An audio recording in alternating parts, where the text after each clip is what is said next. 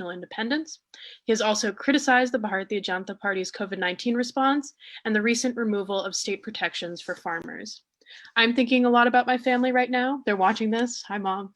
And I can only assume that we all are. The difference is that that Rahul Gandhi's grandmother wanted to run a bed and breakfast in England, but became prime minister, and his father wanted to be a pilot, but became prime minister. So we should listen to what he has to say, because one day he could be speaking for more than 1.5 billion Indians. Please join me in welcoming Professor Dipesh Chakrabarty and Mr. Rahul Gandhi.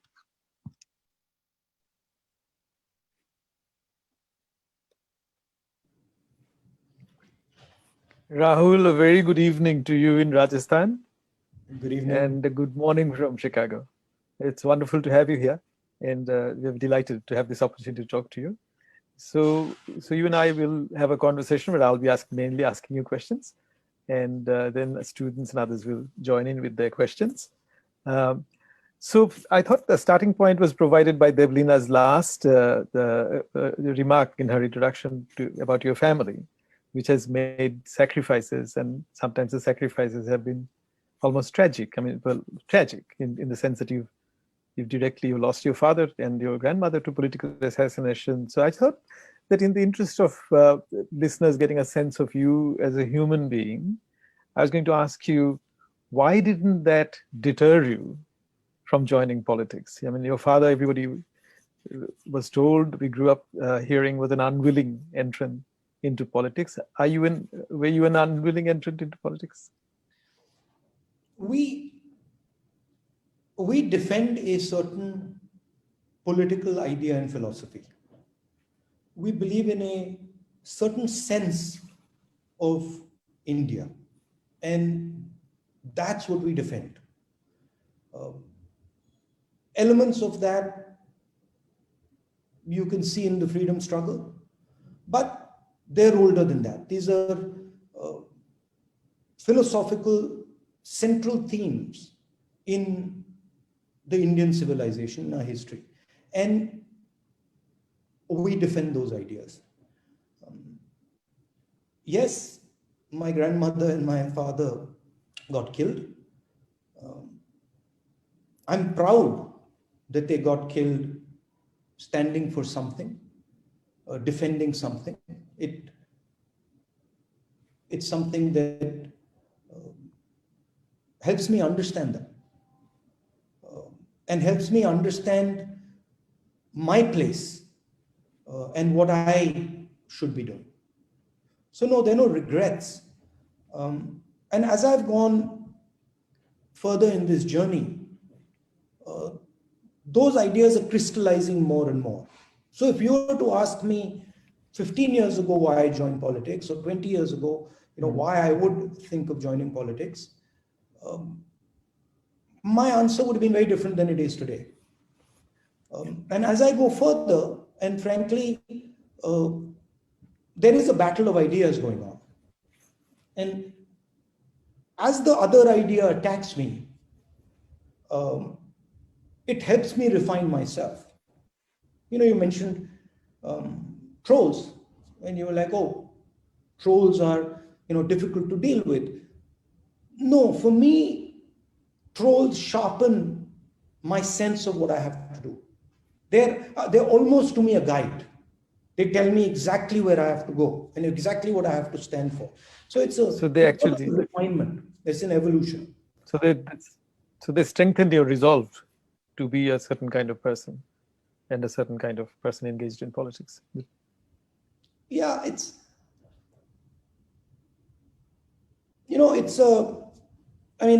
don't want to get into the philosophy, but it's more than resolve. It's why you exist. Right. Okay. Right. It's the reason for your existence. Okay. For me, I simply cannot sit there.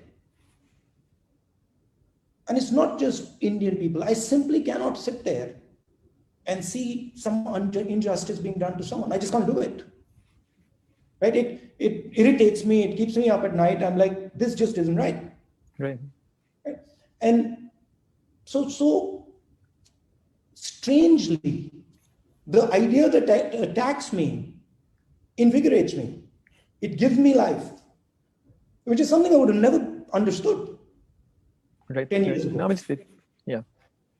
So my idea, my sense is bring it on, please, more and more of you come, because you're teaching me. In your Indian tradition, you are my guru. I honor you and I respect you. Now come, give me more, so I can further refine my understanding. Okay. So actually, again, going back to your family's involvement, and it goes back to the days of Motilal Nehru in freedom struggle. But I was thinking of Panditji and his generation, who made the decision, which I think was a world historic decision, to give the vote to every adult Indian. And their generation had grown up reading John Stuart Mill, people like John Stuart Mill. And people like John Stuart Mill argued very clearly that you can't have universal adult franchise before you have universal adult education. And India defied that wisdom. Indian leaders, our leaders, they had faith in the masses. And therefore, it was a kind of world historical experiment that they began in terms of world history. This had never been seen before. So, and now, this Democratic Republic will be 75 soon. And when you think of Indian democracy, how do you think it's fared? What are its strengths and what are its weaknesses in your view? Its strength is the core foundational values that the Indian civilization and other civilizations have, which is compassion and empathy. You say it's an experiment. I would use a different word. I would use the word process. It's a process that has been ongoing, and it ebbs and flows. If you look at, Emperor Ashok, some of the ideas that you see in the freedom struggle were there in those days. I mean, the edicts of Ashok, they're basically saying similar stuff to what is being said in 1947.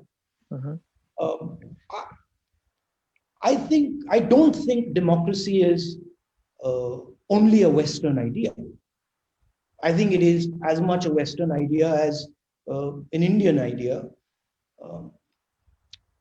And I think it just operates in slightly different ways. The sense of the individual is different. The sense of time is different. The sense of space is different. And so obviously the way your democracy plays out is different. And also it ebbs and flows. So you go through a sort of process where you get the democratic impulse, and then you get a counter to that impulse, and then you get a democratic impulse again. So I'm pretty confident that this is just one of those sort of ebbs, and we'll move out of it. We also have a very strong foundation given to us in the modern age by our founding fathers. In the ancient age, of course, you have Buddha, you have Kabir, you have a whole series of people who have been putting down these ideas. But in the modern age, of course, it's Mahatma Gandhi, it's Ambedkar, it's Jawaharlal Nehru, it's Azad, Subhash. These people who sort of gave the sense of what a democratic India should be designed like.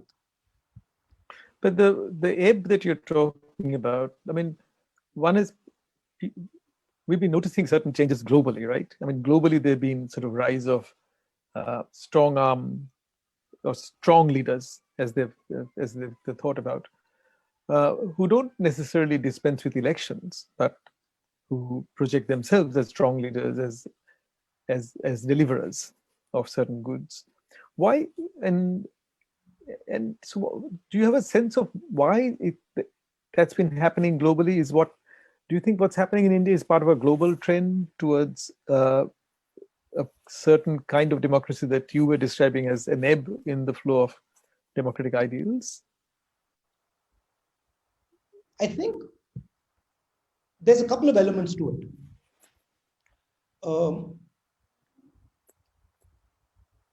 If you look at the world today, essentially manufacturing is controlled by the Chinese and by certain countries in Asia. West is no longer part of it. And India is also no longer part of it.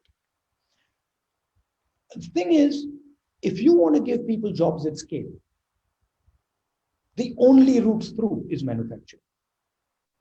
You simply cannot give people jobs at scale, at least in a country like India, in a country like the United States, with the idea of services. It's an element, it's a part of it, but without manufacturing, you cannot do it. And put very bluntly, the Chinese, because of their structure, their authoritarian system, the PLA, the Communist Party, have successfully carried out this so-called manufacturing miracle. To me, they were helped by large Western and Indian capitalists who wanted to actually just parcel out the problem, the social problem of a factory to someone else.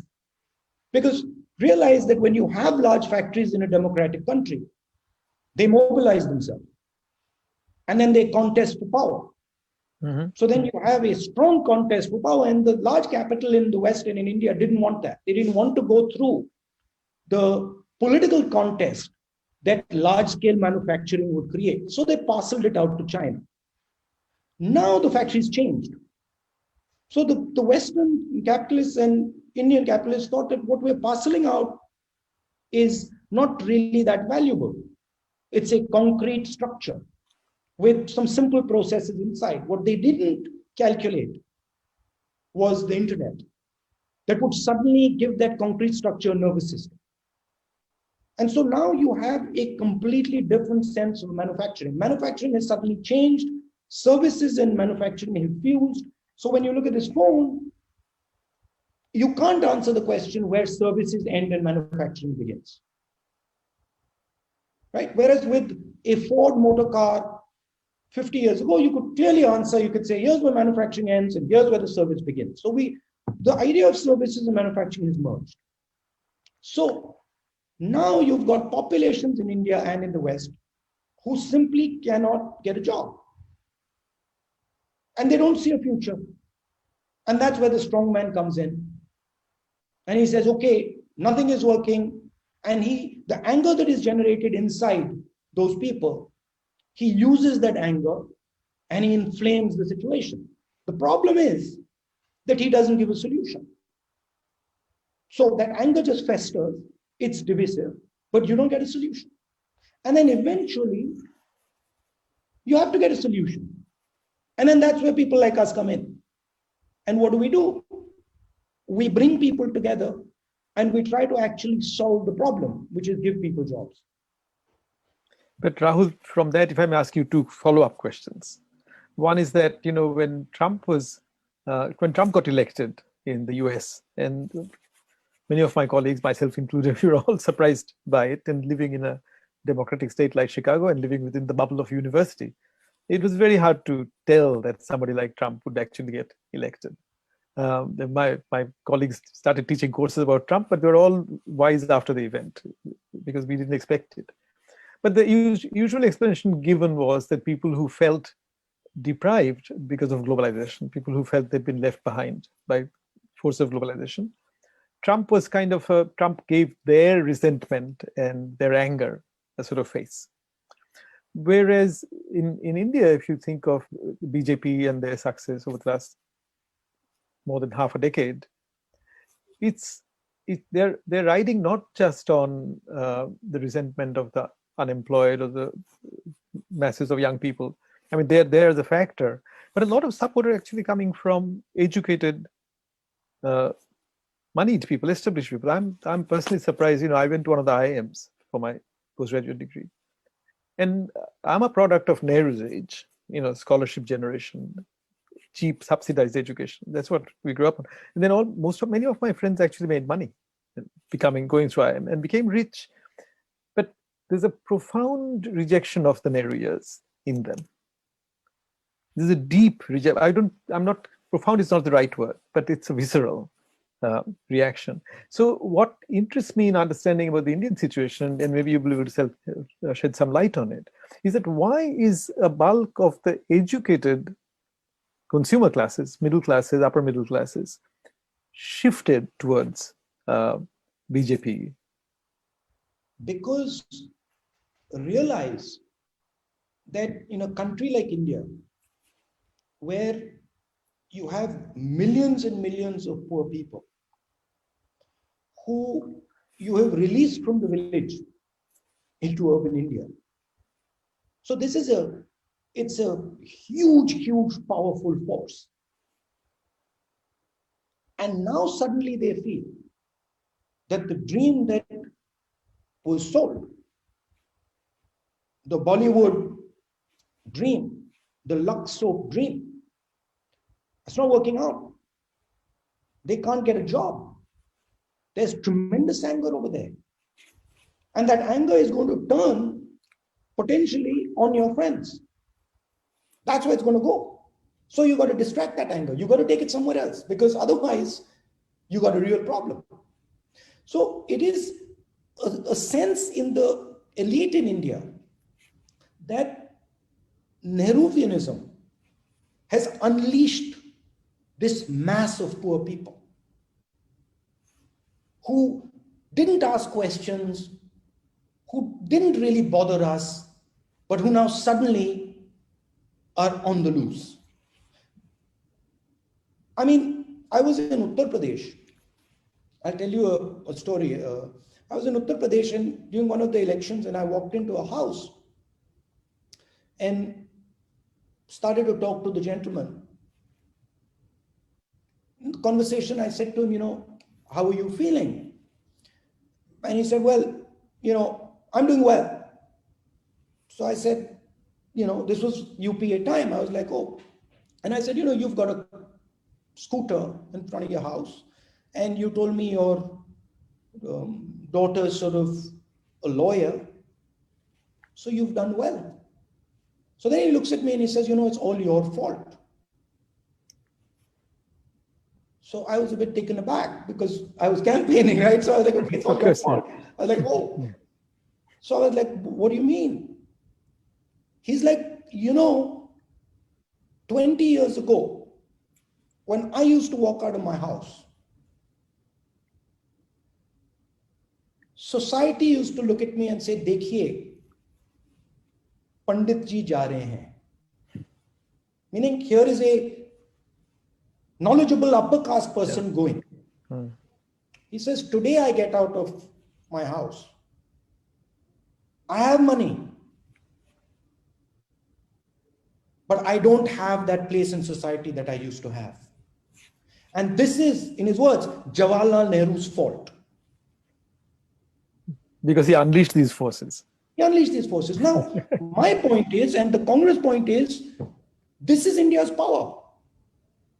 If we don't unleash this, what do we unleash? If we don't challenge this social structure, what do we challenge? If we don't question the right of someone just because he happens to come from a place in society, what are we doing?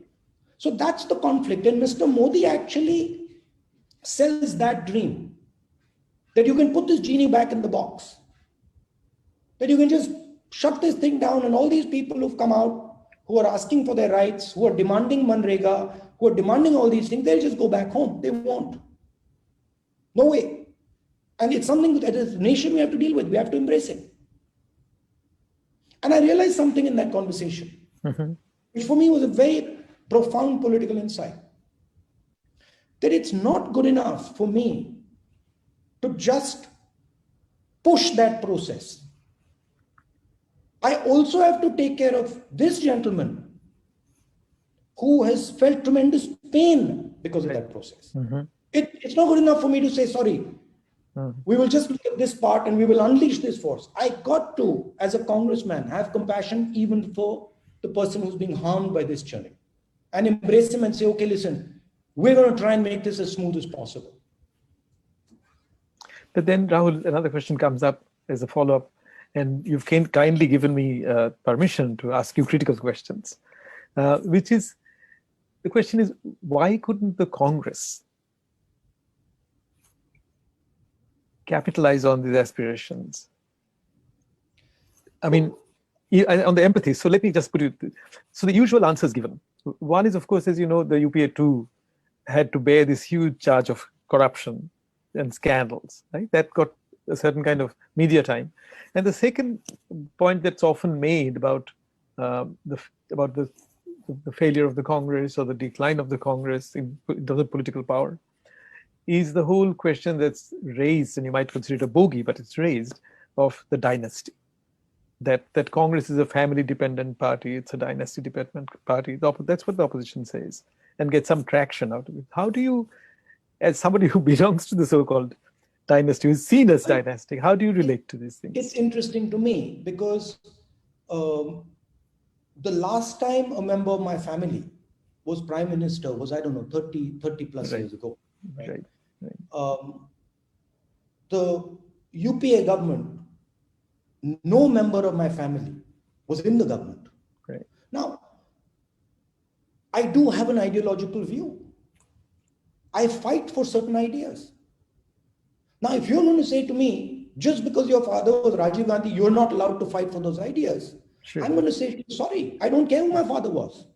I don't care who my grandfather was, great-grandfather was. These are the ideas I consider valuable. I'm going to fight for them, right? So that's one element of it. Going to the first part of your question, where did the UPA run out of steam, so to speak? Mm-hmm. Look, when you're looking at big systems like India, you provide a vision for a certain period of time. We gave the nation a vision in the first part of the century, independence. Sure. We gave the nation a vision, green revolution. We gave the nation a vision, liberalization, right? And in 2004, we gave a particular vision to the country. It was a version of the 1990s vision, tweaked version of the 1990s vision, and it was designed to pull large numbers of people out of poverty. Mm-hmm. And we ran that vision. And in 2012, we figured out that we have now come to the edge of that vision. The architecture that we constructed, which is what all political architectures look like, you don't build them forever. You build them for a particular circumstance, and then they deplete out. Sure. And then you've got to come out with a new one, right? And what we found was that in 2012, we hit the envelope. And the sort of vision did its job, and now the time came for a new vision. 10 years of government in India is a long time, and a certain amount of anger had built up, made mistakes, sure. We also got hit by the worst economic disaster, 2008, banks collapsing. So that came into it. And we lost the election in 2014. And the Prime Minister came with a new vision. And you can see the result of that vision. It's a disaster. It's obvious to everybody, right? Our job now is to construct the vision going forward from here. And it's pretty clear what it looks like. But taking a vision from concept to operation is an act of negotiation. Sure. It's an act of bringing people in. Sure. And that act takes time. We're working on it. Sure. So Rahul, if I could... For us, there's a huge... Sorry, go ahead. Sorry. No, I mean, just on the basis of what you've been saying and going back to the lovely UP story that you told about the Pandit, right? One of the things that often struck me is that how, even in documentaries, when you look at Indian politics at the grassroots level, I mean, people are bothered about real issues. People are bothered about wages, unemployment, food, oppression of caste or gender, water scarcity. The real life issues are actually the stuff of politics at the grassroots level.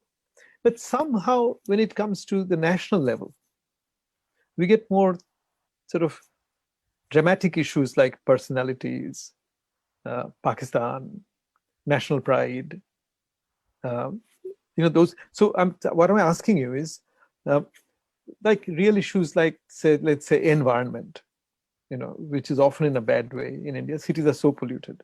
Why don't those issues become political issues in election times, as distinct from, what you might consider theatrical issues? See, they look like theatrical issues. But if you unpeel the issue and you look behind the issue and you sort of start to look at the thing in a little more depth, you will see that behind the issue is a political force. And the political force is trying to do something, and the issue is an excuse to do that. Right? And the political forces for most relatively sort of non-political, superficial people, superficial observers, they are not visible. They're hidden. And so it's like looking at a river, and you go for a swim and you're like, oh, that's interesting. At the surface, there's no current. And then you dip your head down, you go down 5 feet, and suddenly you feel the current. Right. So that's what's actually going on. And a lot of the currents, the media doesn't talk about them, doesn't want to talk about them, first. And second of all, one thing to understand about the nature of power, and this is universal everywhere, power likes to hide itself. Power does not like to manifest its true nature. It likes to hide. So as an observer, as a political observer, you have to subtly look for where power is hiding and what exactly it's doing. Once you start to do that, then the drama starts to suddenly make sense.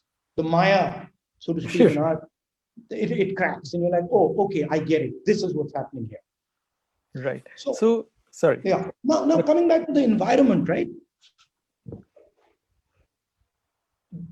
The environment in a country like India, in a city like Delhi, it's a real problem. And people are feeling it, people are responding to it, etc. But at the larger India level, right, they would say that, listen, our problem is feeding ourselves. Our problem is educating our children. And, we got to do this first. So it is, I think, the duty of the leadership to bring in the idea and say, guys, true, but if you don't look at this, you're going to have a real problem in the long term, 5, 7, 10 years down the line. So the sort of moving the attention of the people to the future is a skill, is a political skill, and it's difficult to do in poor countries. It's not easy. It's much easier to do in America. And so that is something that we have to work on and we have to develop. So if I may ask you on that question, how do you think poverty makes a negative difference here? I mean, so just very quickly, environment, there's real life issues. I mean, the reason why I asked this question was, when I left India, I went to Australia doing my PhD, and I was quite struck by how in Australia there's something that political observers call the hip pocket nerve, which meant, every incoming government or competing political party, election times actually told you how much your income tax would be affected by every week. I mean, what's the amount of money you would actually bring back home every week because of reduced. And I was amazed coming from India that this is an election issue, because it's never been in my time in India, right? And then, so then I came to US, and here, of course, the issues are different, but these real questions of economy and things are actually discussed in the debate. That's why I was asking, where does poverty make a difference and how? So the environmental fight in India, right, is happening at a massive scale, but is decentralized. Wow. So the problem is being attacked in a decentralized way. Right. Right. You've got a problem in a local, in a city. Politically, it's being attacked, it's being challenged, and the local fight is about that. Moving that problem to the higher level, the battle hasn't reached there yet. That's one thing. Second thing is, the West has the luxury of looking backwards. If you and me had gone to Manchester 100 years ago, we could ask the same question. Why are you not discussing the most important issue here? Right. The most relevant issue, environment. Right? So that's also embedded. Now, this is not to say that environment is not important. It is absolutely important. And we've got to bring the attention there. Right? I mean, pollution in Delhi over the last 5-7 years is becoming a major issue. It's becoming a political issue. Right? So the threshold is high. And in contrast, you see certain things do become national issues. The farmers' movement did become a national issue. So, and why did that become a national issue? I mean, you've been involved in the debate. So, just in very briefly, what is the problem what are the questions in the farmers' movement, and why are they of national importance? I said it in a speech today. Yeah, agriculture is the biggest business in India. 40% of India is involved. 40 lakh crores.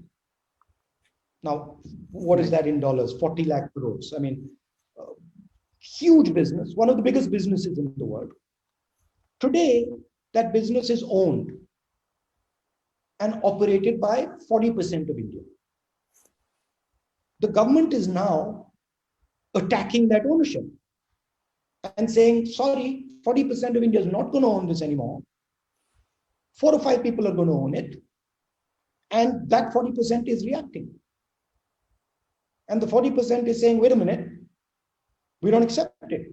And the torch into the darkness is being shown by the farmer. But right behind him is the laborer.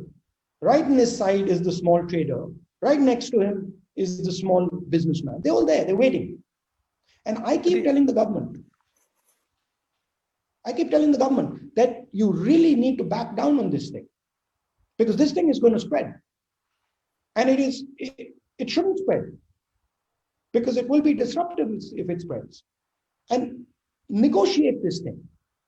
Don't try and force it through. Have a conversation. Absolutely, agricultural reform is required, 100%. But the destruction of the agricultural system is not acceptable.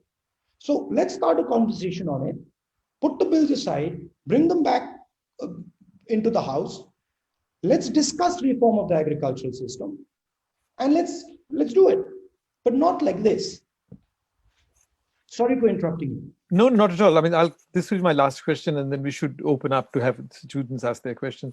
Wouldn't the government be worried alienating electorally the votes of this 40% in doing this? Yeah, the problem is that the Prime Minister depends on media control to sell his message. And the people who he's doing this for are the people who control the media. So his calculation is, I would rather control the media and put my message through than worry about this. But I think it's a miscalculation. Okay, then I'll ask you 2 more questions, quick questions, and then we'll open up. One is that one of the things we haven't talked about is the population size. You know, in my lifetime, Indian population has grown more than 4 times. I mean, I'm just 1 year younger than independence, and You don't look at it all, huh? well, no, thank you, but I am. And the cities are huge now. They're all mega cities, right? How does population affect Indian democracy? Is that a factor at all? Central question is, the central question is the population productive? Yeah, Is it productive or is it not productive? Is it adding value? Is it working or is it not? Okay. You can have a country of 1 billion people working, being productive, no problem. Okay. You have a country of 10 million people, not productive, not working, you got a social problem in your hands. Right. Okay. Last question. I think it's a strength, but can become a weakness very quickly. Yeah. No, I get your point. I mean, it's the demographic dividend that people used to talk about before. And the last question is, from Amethi, you've moved to Wayanad. You moved from North India to South India. You are a Hindi speaker, an English speaker, you're not a Malayalam speaker, but you're now located in the South, this is your constituency. And you look at India, looking up, right? From some peninsula part. How does India look, what does India look like from the South? And is the South different politically, culturally from the North? It looks beautiful from the South. The South is beautiful. And Kerala is so pretty. Looking up, it looks beautiful. Okay. And for me, it's been a real eye-opener. Because India is actually both. And India is the mix of both. It's much easier to talk policy in Kerala. I mean, I love it because you go there and it's okay. This is what we want. 1, 2, 3. This is how we could, this is what you need to do. Thank you very much. And that's it. Simple, straightforward, extremely solid political mobilization at the grassroots level. The system responds very quickly. In UP, it's caste war. Complete break between communities, no conversation between communities, much more complex negotiations, much harder to get things done, many more fights, but potential is huge. So when you get it going, it's massive. So it's interesting. I love going to my constituency. I mean, I just love going there. I don't know. I mean, it's not a political work, but I just love it. I go there and it's like, wow, this is just. I feel happy. I feel I've come home. There's an affection, like mutual affection. I just want to hug people. I don't know. They're just great. That's wonderful. So Rahul will open it up for other people. It's really been wonderful having this conversation with you. So our first questioner is Pranjal Chandra, who is in doing masters in policy in the Harris School, and so he will appear on video soon to ask his question. Hello. Hello, Mr. Gandhi. Firstly, I think very well articulated about Pradesh dichotomy and how change happens. And coming from Uttar Pradesh, it's very nice to listen to that. I think my question is specifically about the barriers to entry in Indian politics, and how does somebody who doesn't come from a political background or financial background enter politics, and not just like front end, but also back end. And in particular, how does a student at Harris School of Public Policy at University of Chicago from Uttar Pradesh analysis, public policy, political campaigns, and political economy and enter politics? At the lower levels, at the Pradhan level, at the ward level, much easier to get in. And for me, that's really the interesting level. That's very interesting for me because that's where the real political action happens. And there it's a much more open system. At the higher levels, it gets more difficult. For someone like you, if you're interested in policy, we have a system in the Congress party where we design manifestos for our campaigns. So, and that's that's a place you could go right now, and we could slot you in there and you could start working on that. And some of the faces that you see, the senior faces in the Congress who are sort of coming from the policy side have basically come through that system. And that what we'll do there is we'll send you to, say, an Uttar Pradesh, and then you will spend the next 1 or 2 months doing consultations with people about what they want in the manifesto. We'll talk to farmers, laborers, business people, everybody, and we'll have you'll be part of a conversation, and then that manifesto will become something the government will implement, and then you can go in to one section of that manifesto and help implement it. I mean, that would be the channel that we would put someone like you through. That's great. Can I reach out to you then for that? Sorry? Who should I reach out to for that then? Yeah. Sam will put you in touch. Sam, I mean, I'll put you in touch. My office will put you in touch. In fact, we've got a set of consultations going on right now, and they're looking for guys like you. I'll put you right there. Perfect. Yeah. Okay, Rahul, thank you, Pranjal. The next question is from Titash Desarkar, who is the 4th year PhD student in the Department of South Asian Studies, South Asian Languages and Civilizations. And he will soon come on video to ask his question. Hello, Mr. Gandhi. Can you hear me? Yeah, I can. Yeah, hi.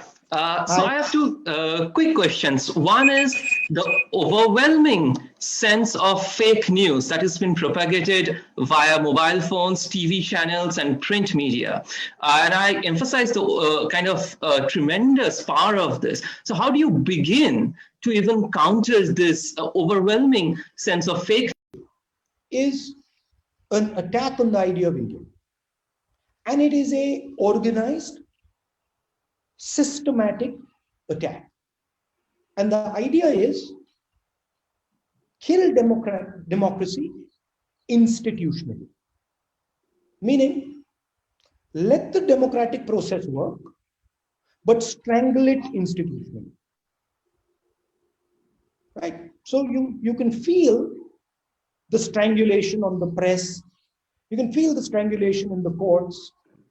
The fake news and the intimidation is so that people don't question this. It's frighten them away so they don't start to ask this fundamental question, which is, wait a minute, why is this happening and who's doing it? Right?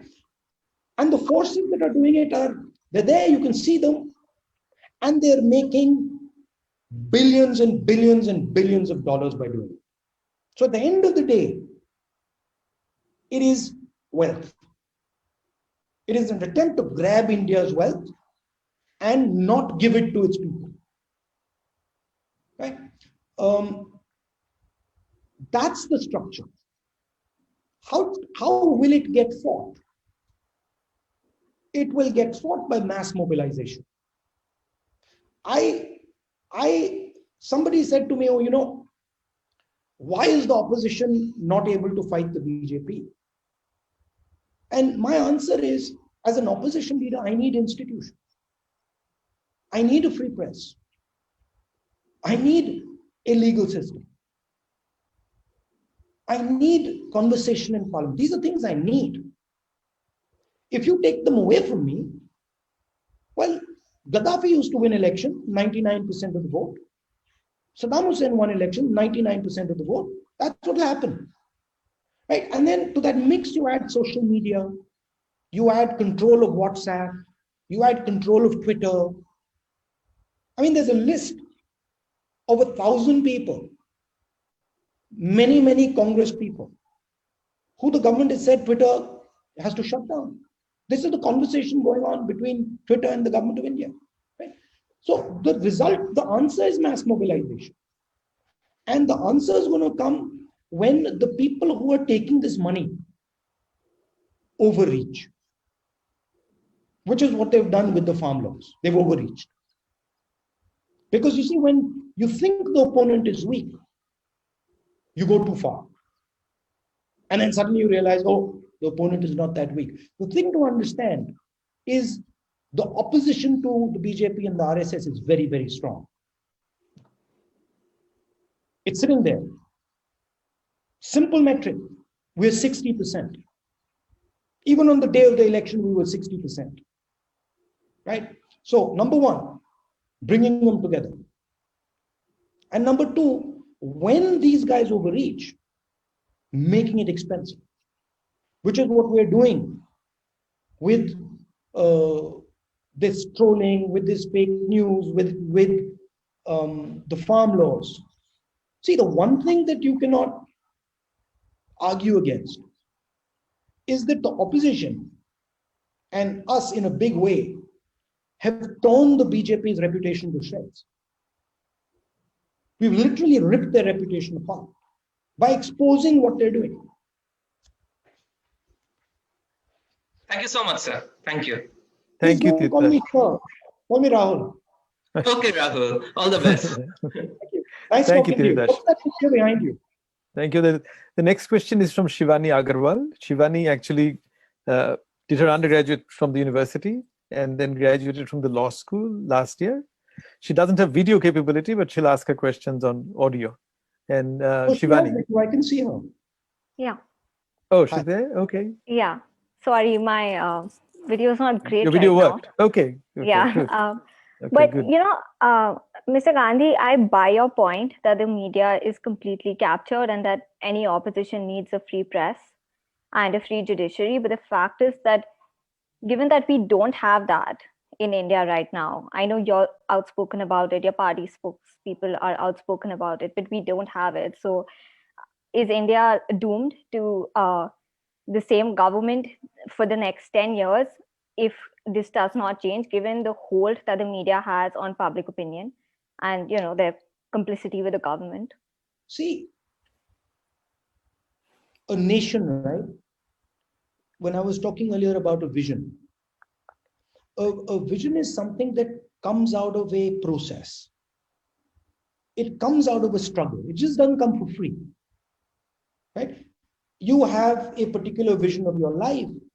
It comes from a struggle that you do. You're studying, you have a particular vision. As a result of that, you've had challenges, you've dealt with them, and from that crystallizes the idea that you want of the future. That's what's happening in India today. India is in a struggle to come out with the way forward. It's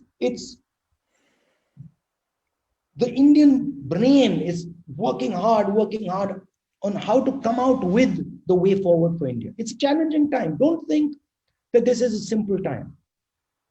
The internet revolution, connectivity, levels of violence, these are difficult things to overcome. These are not easy things to overcome.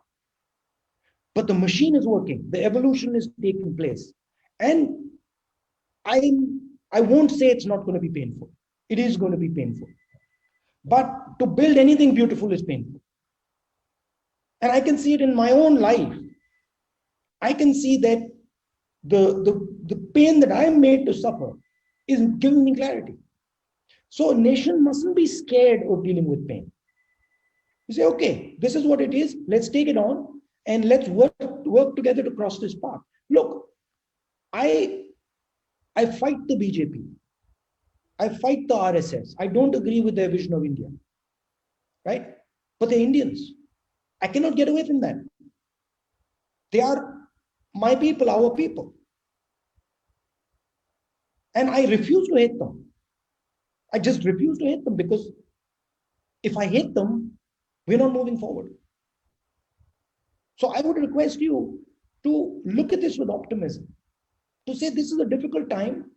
Have you had a difficult time in your life ever? Sure. Have you lost anyone close to you, or have you had a really challenging time? Yeah. You look back and you say, wow, that helped me. It helped me understand the world. Possibly. When you're older, you'll see that. Maybe That's now you're like, maybe not. But when you're older, you'll be like, that's interesting. I looked at the world like this, and then this happened. Now I look at it like this. okay. So view what is happening in India like that. Our beautiful country is faced with a challenge. It's in a difficulty. It's having a tough time. And all of us are.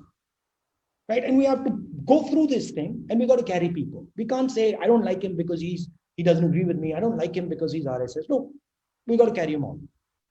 We got to bring them to the table eventually. And that's what I would say to you. Young girl who's studying in the university, disturbed by this thing that's going on, you shouldn't lose hope. You should say, this is a difficult time, and this thing, this time is actually going to give us the tools to take India to a new place. I'm confident of that. I'm very confident of that. That 5 years, 7 years from today, you'll be seeing India with a vision, India that is closer together, and India that says, wow, that was a bad time. Thank God it's over. Now let's move. Thank you, Shivani. Thank you, Shivani. And thank you, Rahul, for your inspiring answer. We have two more questions. So the second question, the next question is from Rodrigo Estrada, who is a fourth-year student, and he will appear on video to ask his question. Hello. Hello, Mr. Gandhi. Thank you for your time and your words of wisdom. My name is Rodrigo, and I'm a fourth-year studying economics in the college. It was reported yesterday that China and India will be pulling back troops from the disputed border mountainous territory. What does it mean, given that China has been increasingly aggressive and has really acted upon these regional aspirations for regional hegemony? In response, what should be India's role as its closest peer competitor? And can India count on the United States to form a balancing coalition? See, you have to give the Chinese one thing. You might not agree with their system. I don't like their system. I don't like the way they run their country. But you have to give them one thing. They have a vision. They have a clear-cut vision.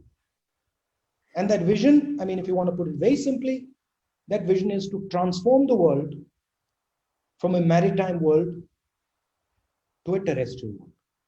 So they want to basically, if you want to put it simply, restart the Silk Road and dominate the Silk Road and control the Silk Road, right? That's their vision.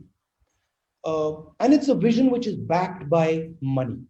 You need money to back a vision, right? So it's there. Now, it's not good enough for me to complain or for the United States to complain that, look, this is what China is doing, that's what China is doing. My question is, okay, so what's our vision? Do we have a contesting vision? What does it look like? And one of my complaints about the United States is it doesn't have one. It has a role, it has a place, but it doesn't have a vision. I don't see the United States that I used to see. For example, the United States that I saw after World War II. Clear-cut vision of the world. This is what we're going to do. This is how we're going to do it. So the rest of the world is just floundering around without a vision. And the reason the Chinese came into India is because the Indian government doesn't have a strategy. A strategy magnifies power. I can be much weaker than you, but if I got a good strategy, I can take you on. And that's what's really missing. And it's missing at the US level, and it's missing at the Indian government level.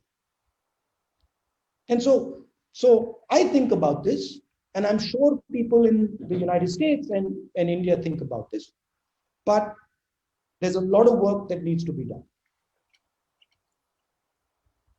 Thank you. If you want me to elaborate a bit more, you look at the relationship between India and the United States. Today, it's about defense. It's a narrow relationship, right? It shouldn't be a narrow relationship. It should be a broad relationship. We should be working on many more areas. We should be asking many more questions. And the other thing that, with all due respect, you have to give a particular space to your partner, to your friend. You cannot expect that your friend is going to be comfortable if he doesn't have the space. So what I'm saying is it's a joint vision. It's not a US vision. It's a conversation with many countries. It's a conversation possibly even between the United States and China, right? And it's going to be, because look, the worst thing would be if these two giants go to war. I mean, that is the ultimate nightmare for everybody, right? So we have to avert that. And I think there, not enough work is being done.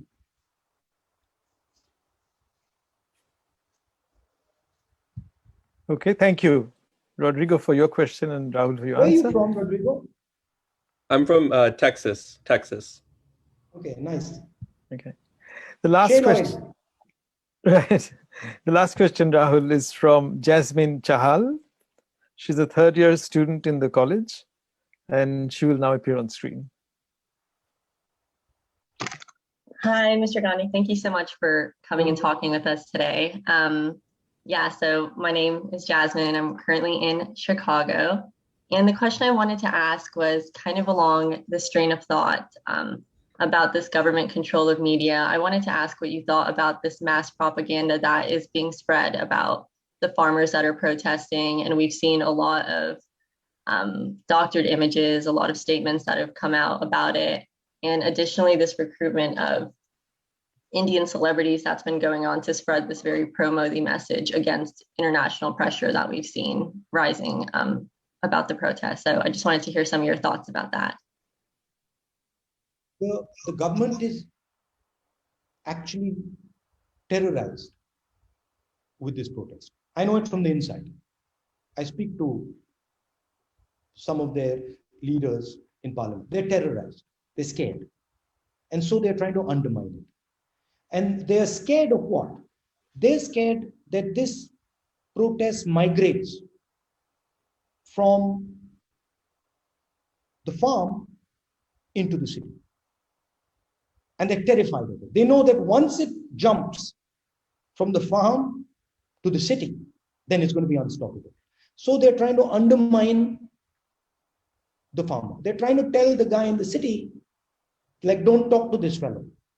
This fellow is, he's not worth talking to. He's dirty. He's a parasite, as the Prime Minister said in Parliament. But this is coming from fear, because they understand that if this thing spreads,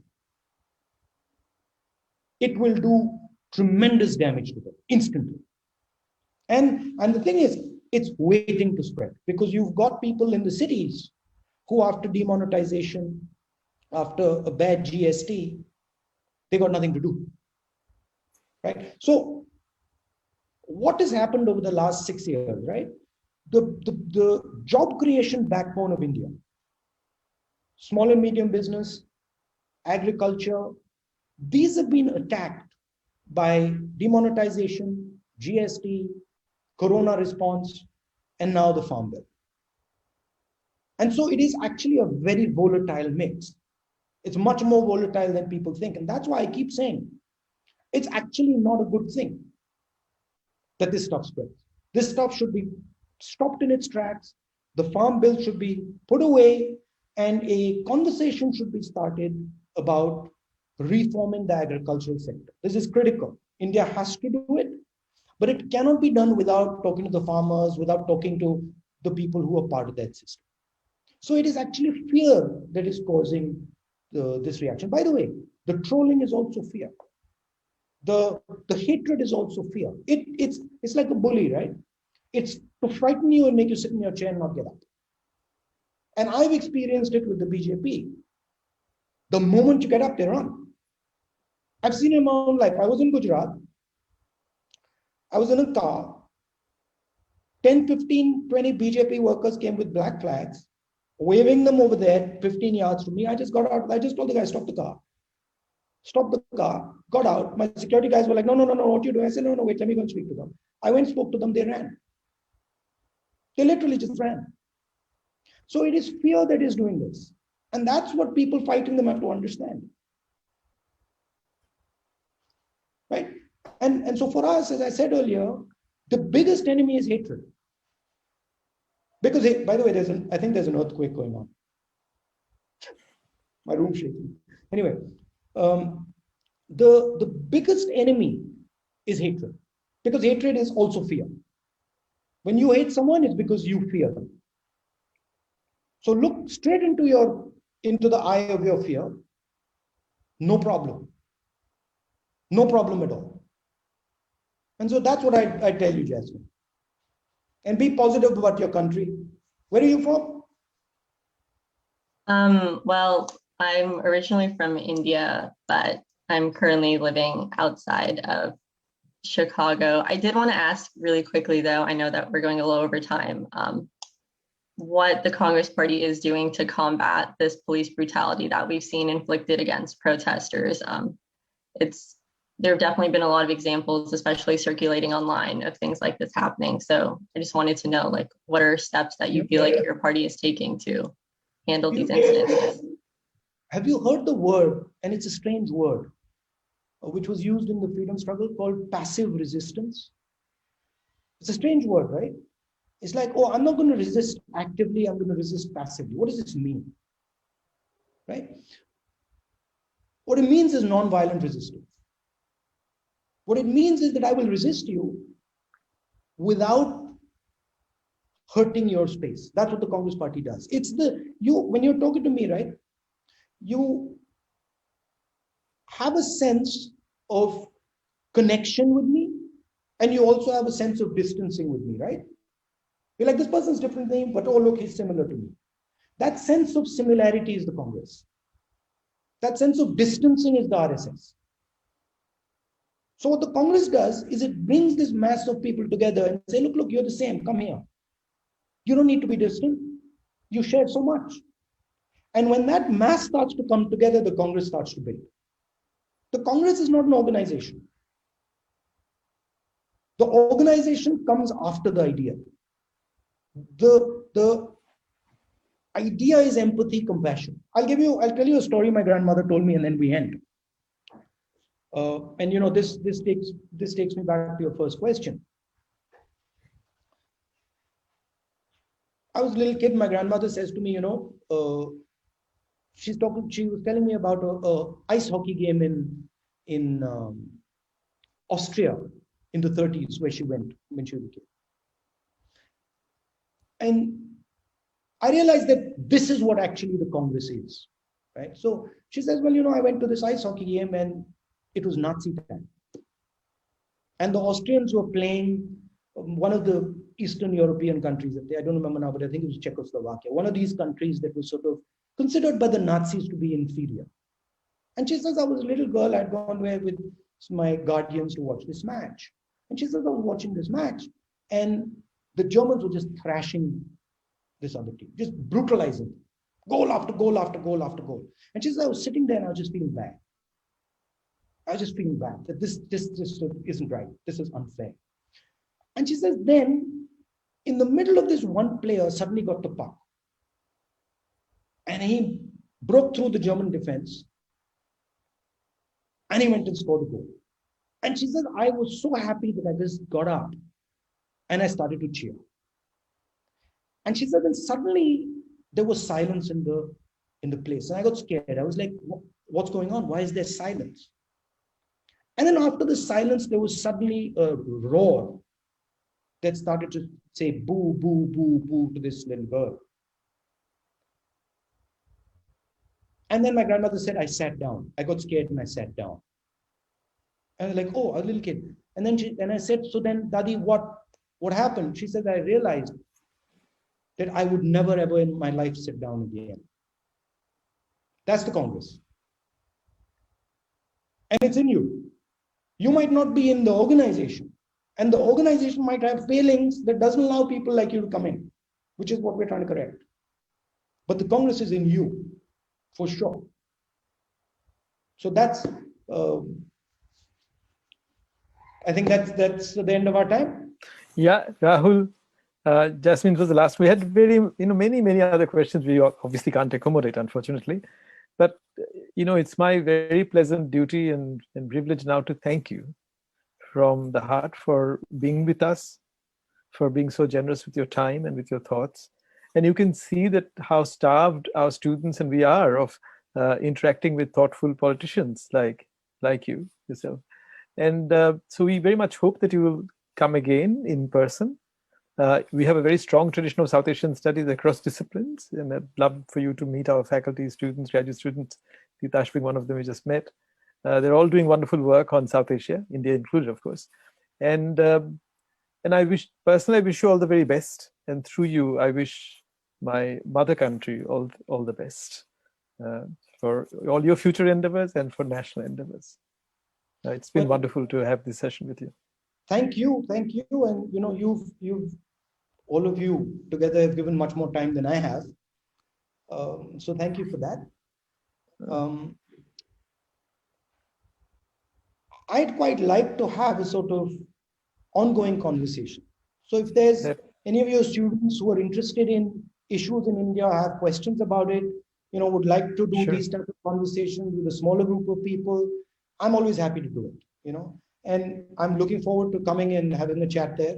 Hopefully COVID will have subsided, so it's something that I'd love to do. And it's been, I must tell you that I'm very impressed by the students. They asked some very nice questions, and I could see a sense of compassion in them, a sense of love towards their country in them. So that's nice. Of course. So thank you. Thank you for all the other faculty members as well. Thank you.